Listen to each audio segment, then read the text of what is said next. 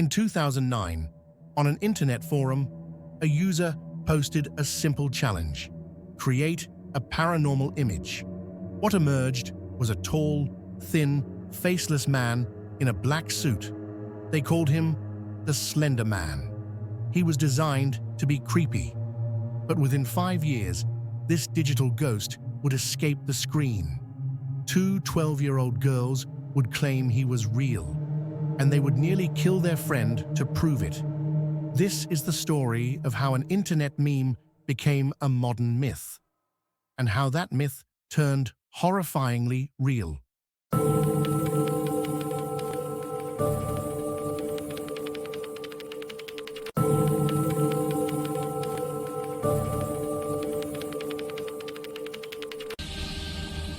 Our story begins not in a haunted forest, but on a website. Something Awful, a forum known for its edgy humor, ran a paranormal pictures Photoshop contest in June 2009. A user named Victor Surge submitted 2 black and white photos of children with a tall, impossibly thin, faceless figure lurking in the background. He added a caption: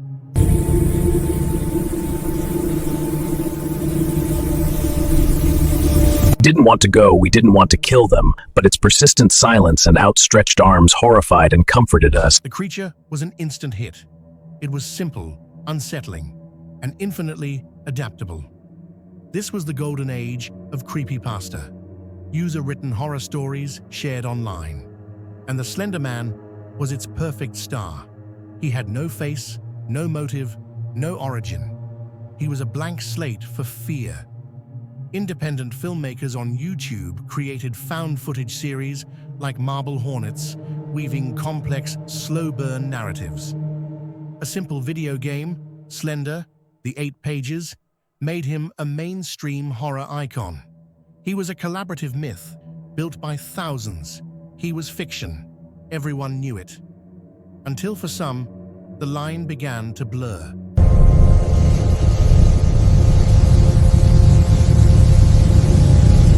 Waukesha, Wisconsin, May 31st, 2014. A Saturday. 3 12-year-old girls rode their bikes to a birthday sleepover. Their names: Morgan Geyser, Anissa Wire, and the birthday girl, Peyton Bella Leutner. They played in the park. They went into the woods. To Bella, it felt like a normal day with friends. But Morgan and Anissa had a secret plan. For months, they had been immersed in the online world of the Slender Man.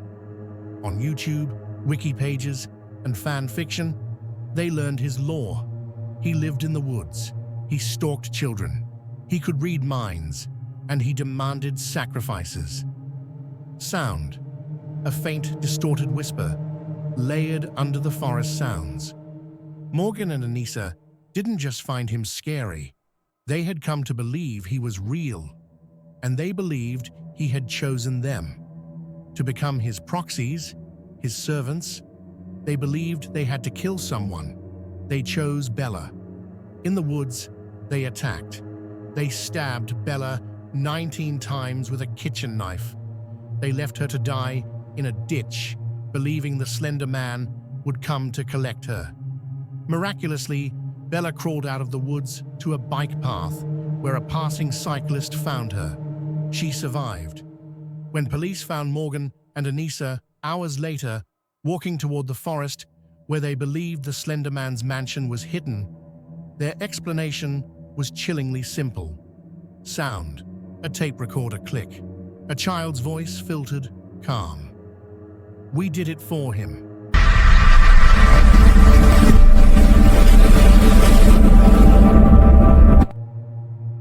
The nation was horrified.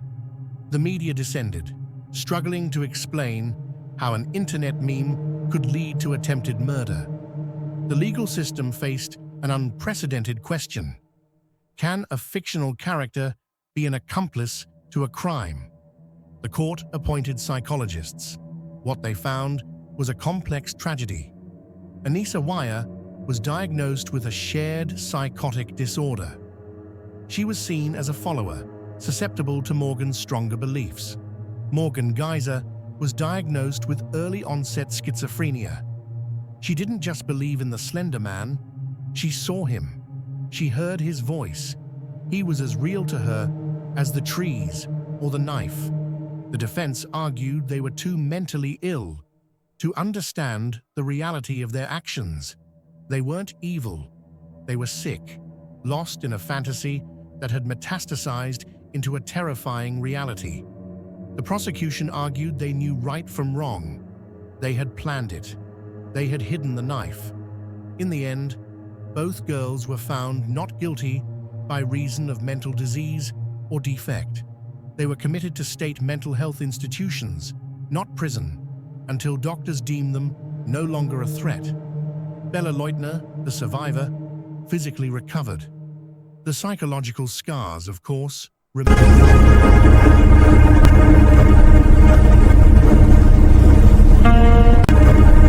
So, who or what is really to blame? The answer lies in a dangerous intersection. 1. The nature of modern myth. The Slender Man wasn't delivered by an ancient book or tribal elders. He was created democratically, algorithmically, by the internet itself.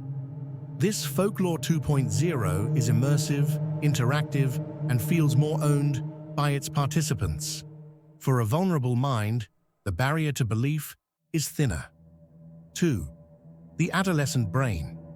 The prefrontal cortex, the part of the brain responsible for judgment, impulse control, and separating fantasy from reality, isn't fully developed until the mid-20s. A terrifying story for most can become a terrifying reality for some. 3. The algorithm. Online, curiosity is met with more content. Watch one Slender Man video, and the platform recommends 10 more. It can create a feedback loop, a rabbit hole that feels like research, reinforcing a fragile belief system. The Slender Man didn't make the girls do it, but the story provided a framework, a mythology, for mental illness to latch onto and express itself. It was the match, not the gasoline. Today, the Slender Man endures. He's in video games, movies, and endless online tales. But he is forever changed, bound to the real-world tragedy in Waukesha. The case forced painful conversations about internet safety, mental health awareness in children, and the nebulous responsibility of content creators. When does shared fantasy become a public hazard? The true horror of the Slender Man may not be the faceless man in the suit. It's the realization that the most fertile ground for monsters isn't the dark forest. It's the unregulated frontier of the online world, meeting the vulnerable, developing mind. He is a 21st century cautionary tale, born in a Photoshop contest and sealed in blood. This story raises difficult questions with no easy answers. Where do we draw the line between creative horror and dangerous content? How do we protect the impressionable without stifling creativity? We want to hear from you. Do you think the internet bears any responsibility in cases like this? Share your thoughtful perspective in the comments below. Let's have a respectful discussion.